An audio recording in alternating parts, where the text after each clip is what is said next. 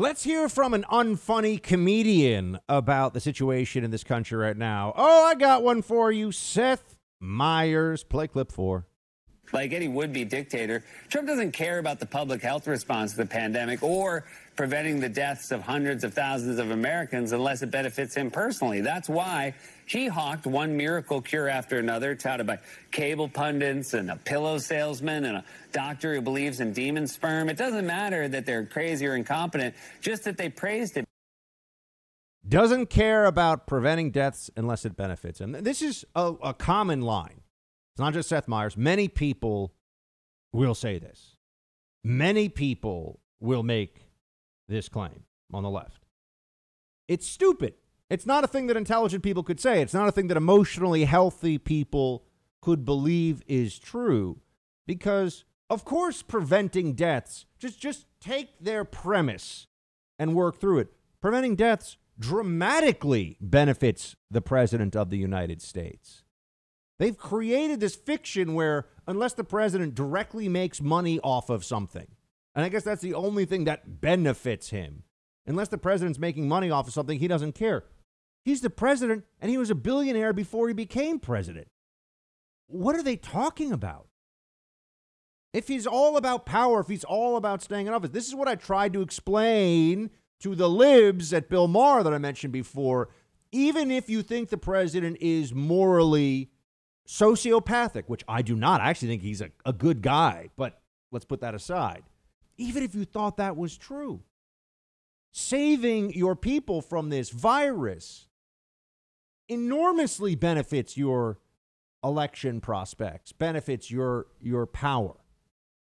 So it doesn't even make sense. It's kind of like the whole Russia collusion thing. Work that one through for a second. Okay, you're going to be in a tight election, and you're going to work with the Russians, exposing yourself to enormous risk, including, criminal risk, going to prison. You're going to work with the Russians in the hopes that they will be able to help you change the election result, and then the Russians, at best, will have you in their pocket because they will be able to expose this at any point during your presidency. It's a terrible idea. It doesn't even make sense. I mean, this would be like accusing a bank robber of targeting empty storefronts with nothing inside. Why would he do that? Even if you think he's a bank robber, it doesn't make any sense. The plot doesn't hold together. If this were a movie, you'd say, I'm not buying it. But they still say this stuff. Doesn't care about preventing deaths. Hawking fake cures. Really, Seth Meyers? I know first-class doctors, decades in their field, in New York City, at elite hospitals, who personally prescribed and or took hydroxychloroquine themselves. Oh, but it's all about the doctor who believes in demon sperm, and they hate Mike Lindell. You know why? Because Mike Lindell doesn't play their game. They hate Mike Lindell because he will sponsor shows on the right, even when the left does its little petty crybaby boycott crap. Mike doesn't pull his ads. That's why they hate him. If we had more Mike Lindells, we would have a more robust conservative news media that would be able to go, muzzle to muzzle, so to speak, with the left. But no, we're outnumbered 10-1 because there aren't enough people like Mike Lindell. I mean, there are wonderful sponsors on this show who stay with me even when Sleeping Giants or Media Matters, comes after me. They don't budge. But Mike's company is a huge company, and he's backed Fox News shows when the boycotts have come after them. So that's why they hate him. Do you ever think they talk about his inspiring story? The guy was a heroin addict, and now he's running a company worth hundreds of millions of dollars. But no, they don't like that because he's not doing what they want him to. So they hate him and they sneer at him as if they have anything to teach the man or anyone else for that matter. But you have to just, when you think through these things on your own, when you spend some time thinking through what their allegations are and what's really going on, you'd say, even if I accept some premises that I don't, that Trump is evil, that he's horrible, that he's a bad person, their plan is irrational. The plan that they attribute to Trump is irrational. The motive that they imbue Trump with is absurd. They don't care. They'd rather believe it. They'd rather believe it. They'd rather believe these things. And they also think that anybody who speaks in favor of the president, anyone who tries to back the president up, must also suffer from some grave moral defect. Here's a CNN anchor. Wait, I thought they were just journos. CNN is the worst. It really is the worst place. Here's one of them going off on Republican Senator Kennedy. Play 13. Number two, let me say a word about this infatuation in Washington with who said what to whom. I learned pretty quickly up here. No, Senator, I'm sorry. I'm not going to let you do this. Okay, I understand there's so much politics right now. We're 2 months away from an election, but this is life and death. You had 5,000 people that have died in Louisiana from coronavirus. Republicans are reluctant, as you are now, to ever criticize this president. But as a human being, how can you be okay with this?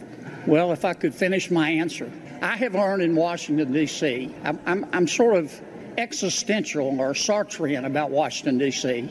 To be is to act. You learn pretty quickly not to judge people up here by what they say. You have to judge them by what they do. And all I can tell you, Pamela, is what my personal experience has been. And that is that this administration has been very responsive early on.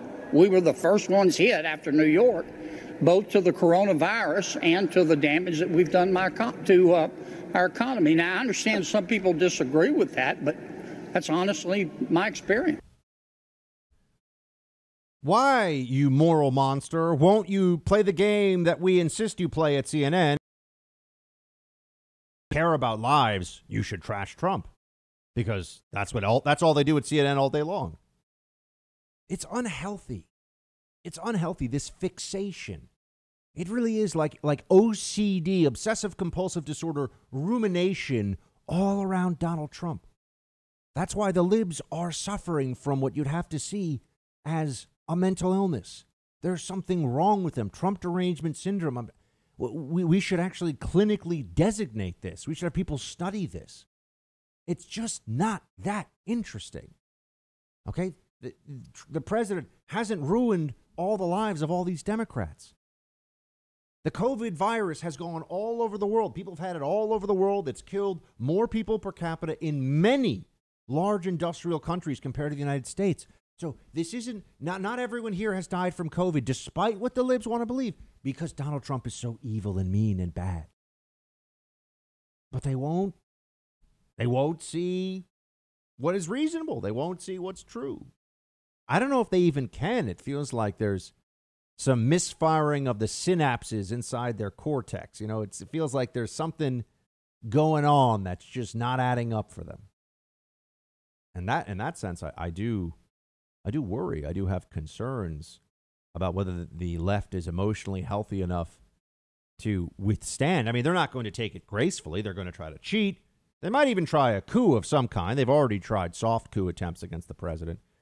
But I wonder what they're going to do. I wonder how many of them think that they really are, maybe this time, going to flee to Canada. They always promise to. They never do. But can they handle living in Trump's America for 4 more years? If it bothers them so much, why not just tune it out and let governors like Newsom and Cuomo actually ruin their day-to-day lives by making sure there's not enough electricity, the taxes are too high, the streets are too dirty, the cops are undermined. You know, that's all not from Trump. That's from Democrats that Democrats are electing. You want to talk about ruining your day-to-day and putting you in real jeopardy and hurting your future, right? Making your current existence less safe, less prosperous, and less joyful than it could be. Look to the state level. Look to these blue-governed hellholes that are hemorrhaging people. And those of you listening to this right now in Texas and Florida and Tennessee and, from what I'm told, North Carolina and Montana, This is your problem, too, because guess where all the hemorrhaging is flowing to?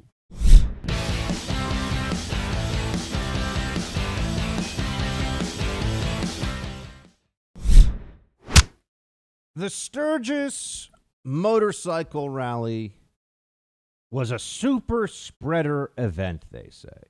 A super spreader event. This was in South Dakota back in August. And there are stories out there that are now claiming 266,796 cases of COVID-19 are directly attributable to the Sturgis motorcycle rally in South Dakota. Yahoo News here says it's a super spreader event. Worst case scenarios at rally could link event to 266,000 cases, study finds. That was in the Washington Post. Lots of these stories. But guess what? It's all crap. It's all nonsense.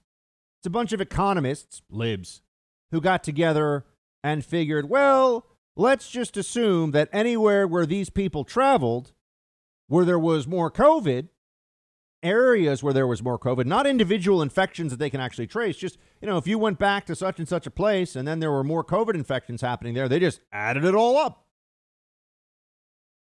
It is completely outrageous. But it's useful, too, that they do this because they show us what a bunch of frauds they are.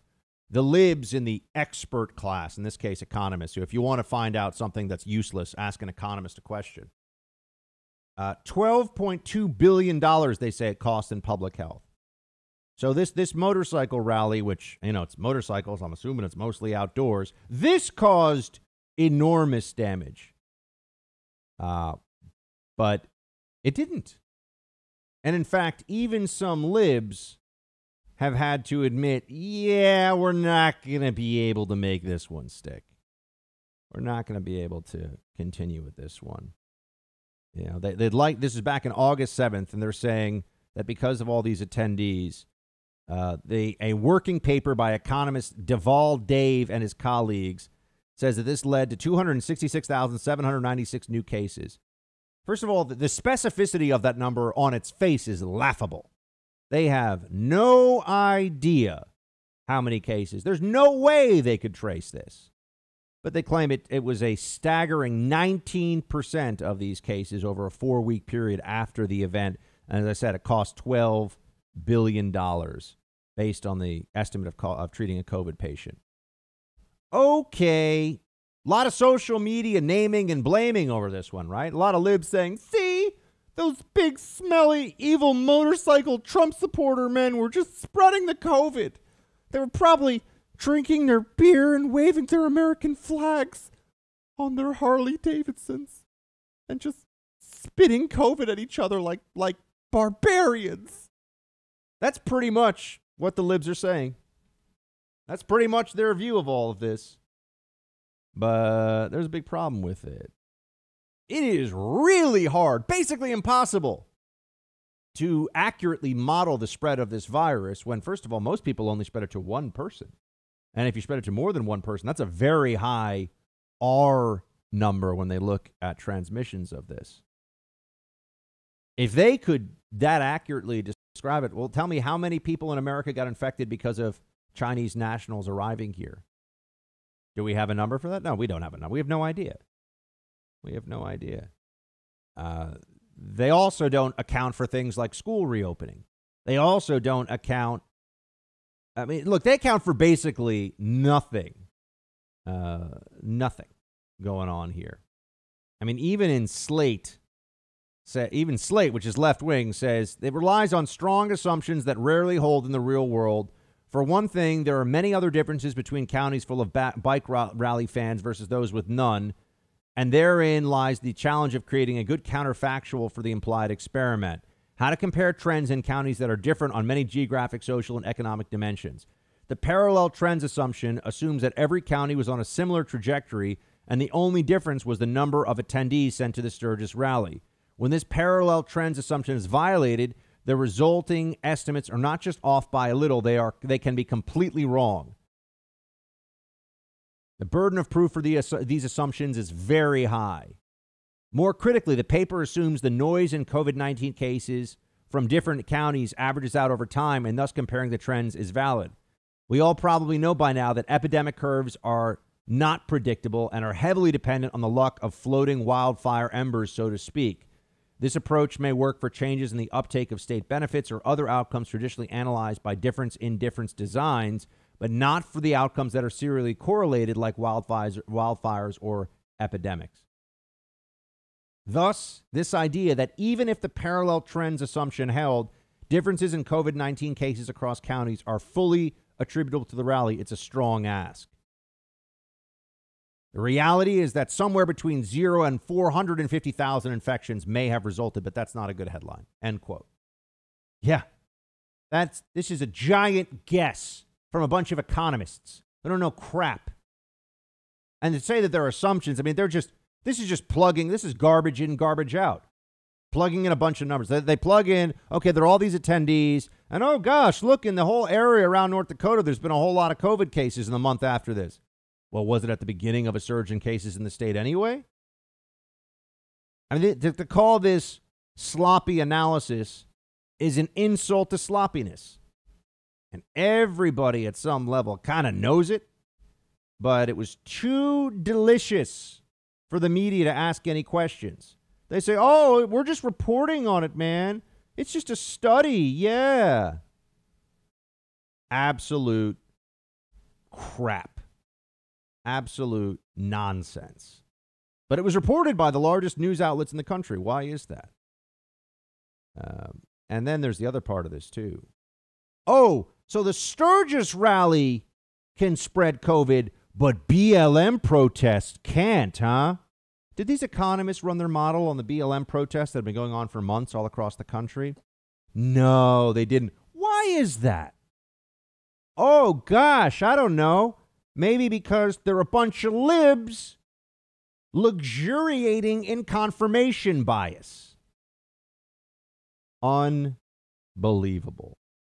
Unbelievable. Oh, but they just wanted to come up with some explanation for this. They say they found that cases increased by 3.6 to 3.9 per 1,000 in South Dakota in the 3 weeks after the rally. To put this number in perspective, New York State has recorded as many cases in the last week, even with its lockdown rules. South Dakota still has among the lowest per capita death rates in the country and fewer deaths and cases per capita than its neighbors Nebraska and North Dakota. Folks, this whole thing, the entire study is a preposterous joke that any intelligent person sees and rips apart. But the libs all reported on it because they liked it. What does the COVID-19 pandemic have to do with you losing your home? Well, it's actually pretty straightforward. The FBI has warned Americans that cybercrime's up 75% from the beginning of this pandemic. And home title theft is actually a cybercrime. Here's how it works. The bad guys find your information, which is online. Then they use a quitclaim deed to kick you off your home's title, put themselves on it, and start taking out loans against the equity in your home. You often won't find out about this until you start getting the bills in the mail or perhaps even a foreclosure notice. You've got to take action today. Protect your home with a virtual barrier with Home Title Lock. HomeTitleLock.com. Promo code BUCK will get you 30 free days of protection. You can also check and see if you're already a victim of this crime and don't know it. HomeTitleLock.com. Promo code BUCK for 30 free days of protection. Check it out today.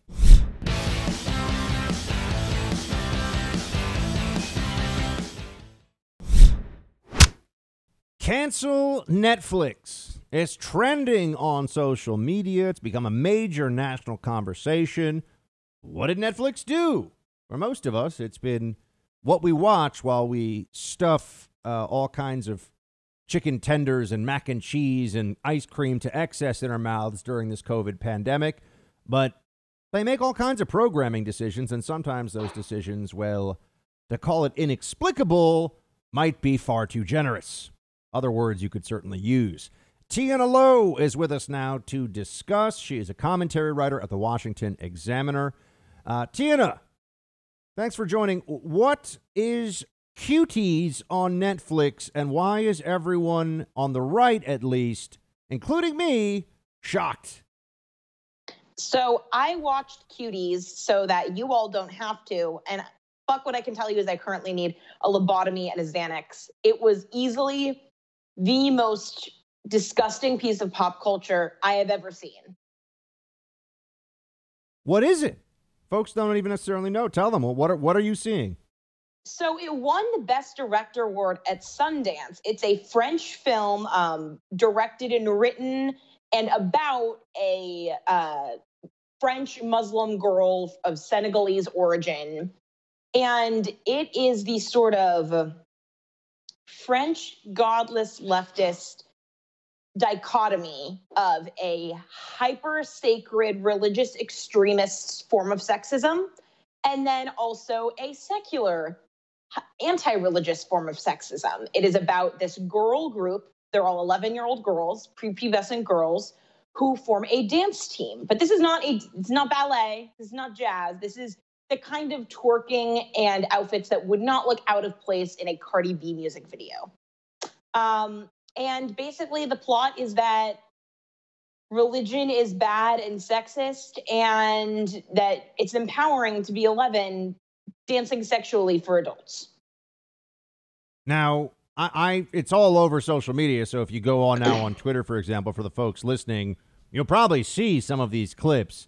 And I've got to say, the dance moves, I actually think that much considerably older women in a dance program, for example, like high school age girls, would be told, you can't do this. These girls are 11. Yeah, they're 11. And, I think that we're used to seeing coming of age stories where you have 16-year-olds who are actually portrayed by 18-year-olds or 20-year-olds. And in a way that makes some of these movies less uncomfortable. You have stuff like Game of Thrones, where they try and accurately depict sexual objectification or rape, and they came under a lot of fire for that. The thing that makes this film so creepy and weird is that there is this tacit acknowledgement that they're pushing the line, but they're luxuriating in doing it. There have been plenty of good films that have come out about the very real problem of childhood sexual assault. But the way that this is filmed, it does not treat it like objectification is a bad thing. There is the acknowledgement that they... No, I'm sorry. I was just going to say, and this is who's watching this? I don't mean the Netflix show, because obviously people are watching it now to understand what's being promoted within our culture. But there are adults. I mean, I'm assuming, are there parents showing up to these things? Or how does that piece of this dance troupe work? So, okay, mind you, this movie has a 90% fresh rating on Rotten Tomatoes from critics. It has 5% from users. So there's just and the New Yorker wrote a piece where they called this movie revelatory, and they were lauding it for this directorial debut, saying that, the right is triggered because they cannot handle the idea of women of color reclaiming the narrative of what it means to be French. No, we can't stand this because it's about 2.5 degrees away from being softcore child pornography. I mean, is this tantamount to like a pedophile's, entry-level video? I mean, how bad is the stuff you see in the movie? Oh, it's pretty close to that, I would say. It's not just the dance scenes. There are scenes where you're watching 11-year-old girls view stuff that involves nudity and borders on actual pornography, and just like the salaciousness with which it's done. There have been plenty of movies depicting childhood romances and coming of age. This is not that. This is performative, and it's meant for adults. This is not a movie that is meant for children. Now, why do you think, and we're speaking to Tina Lowe of the Washington Examiner, why do you think, Tina, that the critics, what do they see? Because I just saw some of the clips on Twitter that people are sending around now saying, look at how gross this is. And I watch Game of Thrones. I like to think that I'm not one of the more prudish conservatives that does this for a living, commentary. I saw this stuff on the video clips and I was like, this is some weirdo, unacceptable stuff going on here. Why do the critics like it? So, mind you, there is a pretty long tradition in French cinema and art. I mean, in living memory, Simone de Beauvoir and Jean-Paul Sartre, they all signed letters petitioning the French government to not raise the age of consent so that way 14-year-olds can't have sex with adults. It is a long tradition in the French intelligentsia to sexualize children as some sort of part of post-liberal world order. So that is largely, thank God, been purged from a lot of the cinematic world. And for instance, a film like Louis Malle's Pretty Baby, which was Brooke Shields' debut, in which she depicted a 12-year-old prostitute who had very explicit sex scenes. Something like that I don't think would be ever made stateside today. But still, there is an elite fascination with the idea that children are, I mean, we're seeing this in California, where they have a state Senate bill trying to make it so that way if a man has a same-sex sexual encounter with a child, so long as they're within 10 years of age between each other, it doesn't have to be tried as an outright statutory rape. So this is still sort of persisting. This is the quiet part of the Me Too movement that doesn't get said out loud because children cannot vouch for themselves. People have been complaining on the right about drag queen story hour for a while now, going back, I think, a couple of years. And they say it's a slippery slope, guys. When you got drag queen story hour with little kids, you know, little kids are being exposed to things that they can't understand, that they should be protected from. Is there now just, you think, an effort underway? You know, and it's tough to say when you talk about things like an effort, who's responsible for it? Well, we're seeing things like this movie that we're talking, or is it a show, movie, whatever, that we're talking about? It's a movie. It won Sundance. Are they trying to normalize underage sexuality? Is that what the left is doing? I mean, what's the goal as you see it? I don't know if this is a new push so much as it is the internet has made it a lot easier to expose these things when they happen. If anything, it's probably clear that we're making a lot of cultural progress with regards to cultural American values and Hollywood. We are seeing finally a pretty popular rejection of Disney's Mulan, which was filmed in Xinjiang and which openly capitalized on the oppression of Uyghur Muslims. With regards to the drag queen story hour, I mean, I think we're probably making a lot more progress when it comes to stigmatizing the sexualization of children from 30, 40 years ago, but we just now have the internet where everything is fast and it is free. So we are a lot, and maybe it's bad to call it progress, but it is what it is. It's probably now more stigmatized now to accept some of these cultural acts than it was previously. The main concern now really just comes to parenting. How do you ensure that your children, when they have a phone, they have access to the world? How do you parent right so that way they aren't exposed to this? Tina Lowe at the Washington Examiner. Tina, you're writing on this, right? Yes, I am. Piece will be out today. Check it out, WashingtonExaminer.com. Also, she's a contributor to The First. Tina, thanks so much. Thanks, Buck.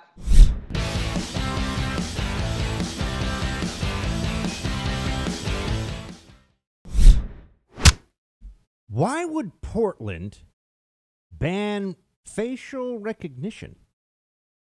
Anybody want to take a guess at that? Well, why would the city of Portland say no facial recognition allowed for people in public, facial recognition software, using technology for this? Doesn't that seem pretty bizarre to you? If you're out in public, you're already being videotaped constantly, right? There are cameras all over the place, and if you're in public, you have no expectation of privacy, at least for your presence, so people can videotape you. And if they say there could be audio surveillance as well, there's signs for that. You can even have that going on. So what the heck is going on here? Why would, and they're calling it on FoxNews.com, the first in the nation facial recognition ban for Portland, barring the public use of this. So law enforcement can't do this. I see two immediate applications of this. It's effectively two applications that are not allowed as a result of this that are clearly showing you what the left's priorities are. For one, why would Portland, Mayor Ted Wheeler, the city council there, a bunch of leftist lunatics, why would they take it upon themselves to ban facial recognition technology usage by the authorities? Oh, because you see, the reason the mob, also known as Democrat and Biden voters, the reason the mob feels so safe doing what they do, destroying, attacking, burning, looting, is because when they're in this big group, especially if they have masks on and they're all dressed in black because they're Antifa and they're in black bloc tactic and whatever, they feel like they're not going to get caught. They're not going to get caught. How can you? When you got video of somebody with a face fully covered and running around, no, that seems, right? That seems very hard to do. But sometimes they show up and, in fact, they don't have face coverings on, so you can use facial recognition. So why wouldn't you allow the authorities to do that? Because even still, you know, if you have people out there rioting and looting and doing these things, and even if they just pull their mask down just for a moment, right, you can get that facial recognition. You can track them down. You can hold them accountable for this left-wing political activity. The law could be brought to bear. They don't want that to happen. They do not want the usage of facial recognition technology, because then you don't have to have people, oh, we're going to do a lineup and how do we find this person and where are they and all this other stuff. We need witnesses. No, you just have a video of the scene, people looting and burning and doing stuff, and anyone whose mask comes down or isn't wearing a mask, guess what?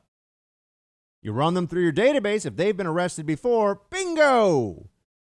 One more Antifa thug you can take off the streets. They don't like that. They don't like this. Unacceptable to them. Oh, why is that? You're in a public place. Why isn't the government allowed to? Think about this. The same government authorities that want to make sure that you are, as in my case, going through a mandatory quarantine, getting text messages from the trace authorities telling you that you can't leave your home, making all these demands of you. Those same people are worried about your right to not have anyone know your face, who you are, in public while you're looting and breaking stuff. The rioters' right to privacy. Who knew? Who knew this was such a thing? Portland, I swear. A place that really could be so charming and could be so lovely. But it turns out it's got more than its fair share of loony libs. But then there's also the ban on, this is from Portland Mayor Ted Wheeler and City Commissioner Joanne Hardesty. They've announced this ban. All city agencies, effective right now, and will be effective January 1st for private businesses. Why would private businesses want to use facial recognition technology? Well, I've got a guess. I've got an idea about this. My local grocery store. Right? I go into the grocery store. You know what you can see if you just are at the right angle and you're really looking, you can see behind the main counter a number of photos of people who are known shoplifters, people who come into the store and steal stuff.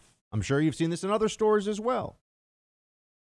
Now, think about what it would do for a business if someone is caught on camera stealing, and they don't necessarily have to stop that person and, wrestle them to the ground and deal with all that. And, oh, my gosh, citizens arrest. What are they doing? They can't do that, right? All this.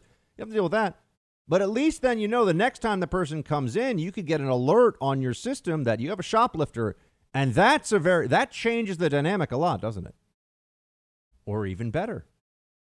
It's one thing to tell the police, hey, we got a guy shoplifting. We got him on video. Here's his photo.